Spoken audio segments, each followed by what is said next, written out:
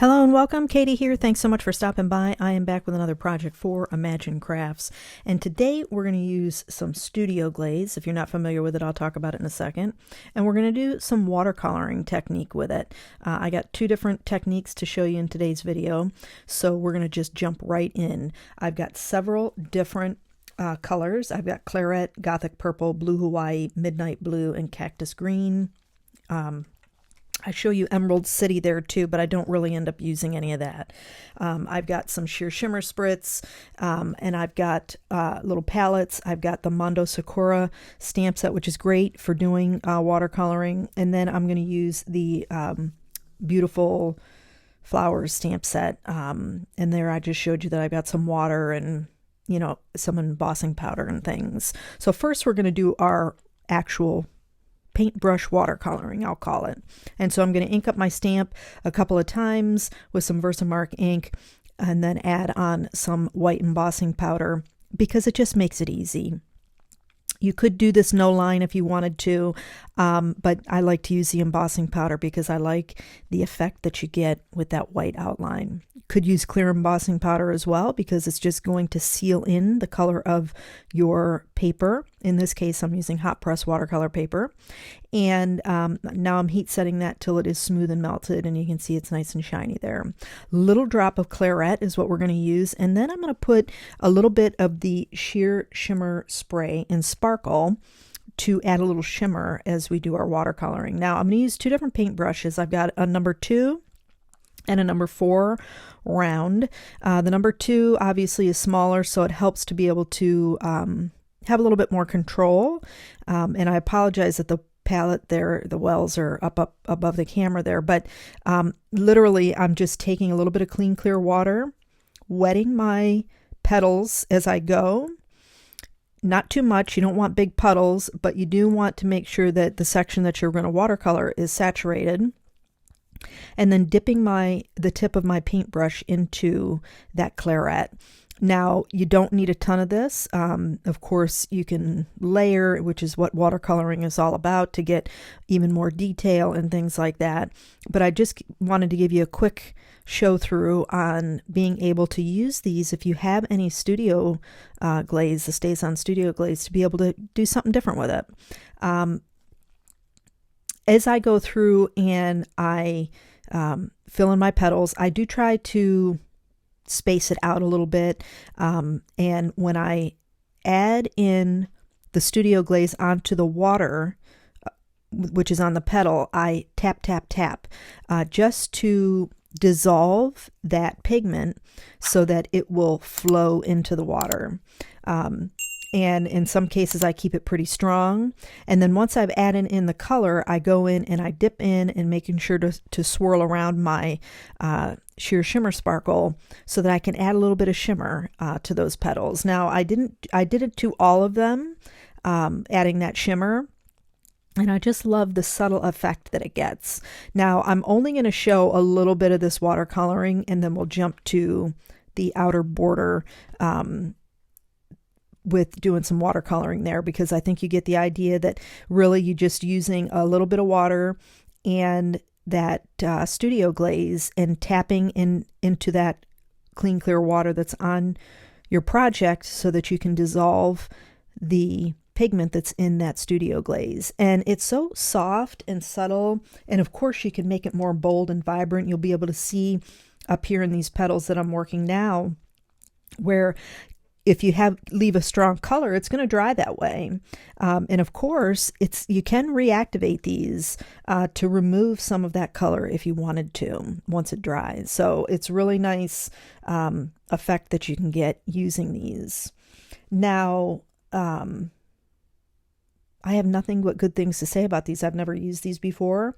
But what's great about them, we're going to talk about Studio Glaze here while I'm finishing up this, is you can create a stained glass effect. It's kind of in the title, right? Studio Glaze.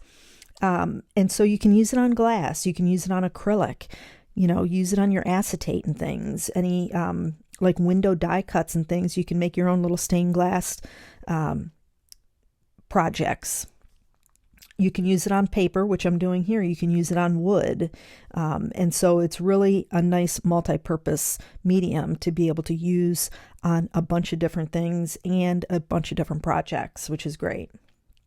It doesn't require any like oven baking.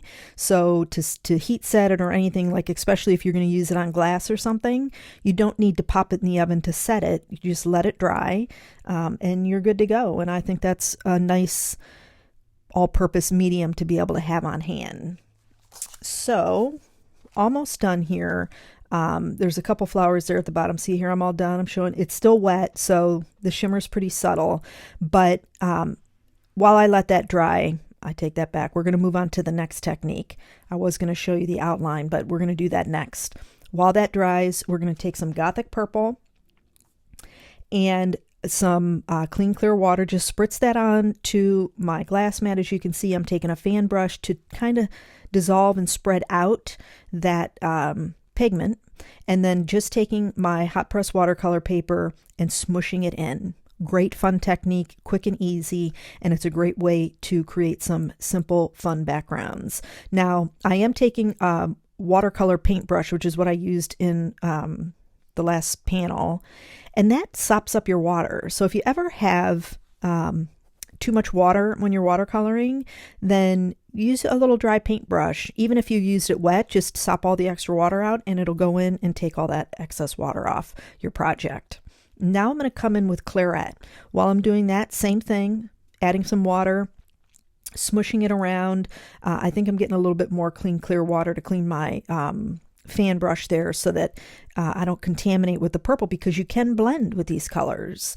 So if you added midnight blue to this, or even blue Hawaii to that claret, you're going to get another purple. So you do have to be careful because it will blend for you.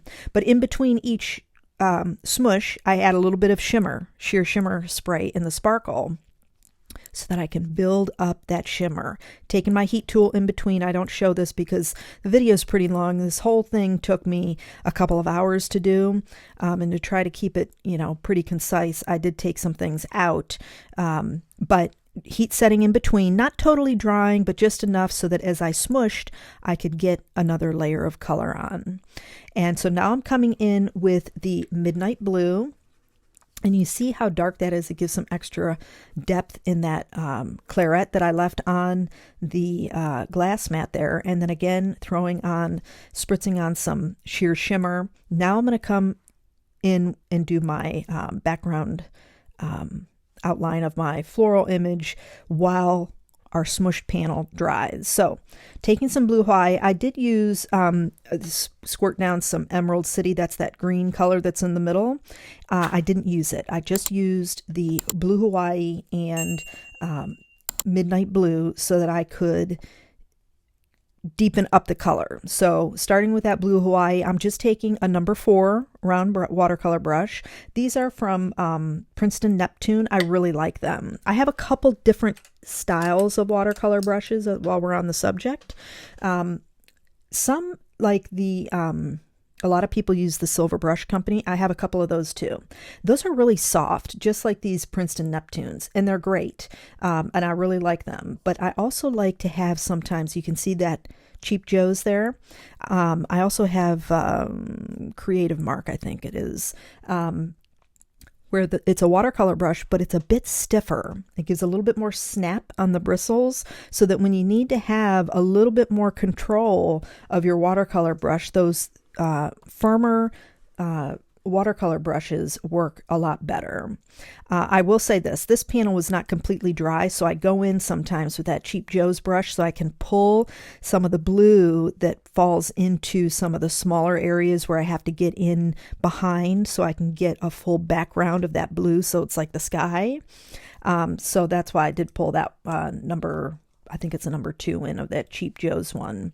But there are differences in watercolor brushes, and if you are new to it, it's worth checking out the different styles and understanding which is which, because you might like one over the other. I like, initially I didn't care for the really soft ones because they're a lot looser, and I preferred to have a little bit more control with the firmer snapped brushes, watercolor brushes. So anyway, I go with number 4 round brush all around, clean, clear water. And as I don't want to go too far around the floral because I want to make sure that it doesn't dry. It's watercolor paper. It's going to absorb that water. And so that I get a nice fade off on the edges. So I went all around with that blue Hawaii, and now I'm coming in with the midnight blue to deepen up that blue color, that sky color. Now, again, I do add quite a bit of water with clean, clear water around those edges because I want to keep that soft so that it fades off and there's not super harsh lines, that go around. So I really, really like the Studio Glaze to be able to watercolor with. It's a great alternative if you have them to be able to try different techniques with. Now here I'm using my stamp acetate to figure out where I want my floral placement on my smush background. And so I take that in and I put it in my MISTI, and then I'm able to overlay my stamp on it so I get it exactly where I want it. And then I can peel that acetate away there, and I'm inking up with VersaFine Claire's Twilight to get a nice pretty blue impression. I just thought blue would be better than black, but you certainly could use some Nocturne on there as well. And I did ink this up 3 times, 2 times off camera, because I wanted a nice deep blue. The downside, you really got to let this set and dry.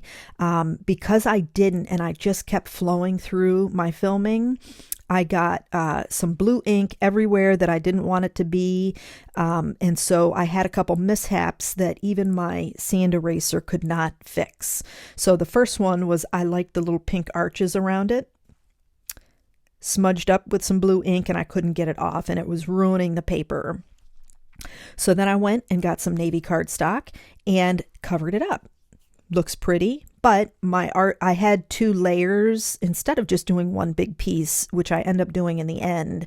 There's some gaps between the 2 arches for the arch dies that I used. But finishing up, I'm going to use some Pico Embellisher on the floral image, and here I'm showing you that I fixed it by using just one piece of arch die cut of that navy cardstock to fill that in. A little bit of pink shows through, but I think that's okay. And then I've got some clear sheer shimmer of that Pico Embellisher, and the 4 little spot, again, you know what, I didn't let it dry, and I got some extra smuts that I needed to cover up, so I just threw a couple extra dots in there. But I really enjoy how this turned out, and I hope you did too. If you did, please give the video a thumbs up, and don't forget to subscribe to the channel. Be sure and check the description box below for products used, and I want to thank you so much for joining me today. I hope you have a fantastic day, and I'll catch you in the next video.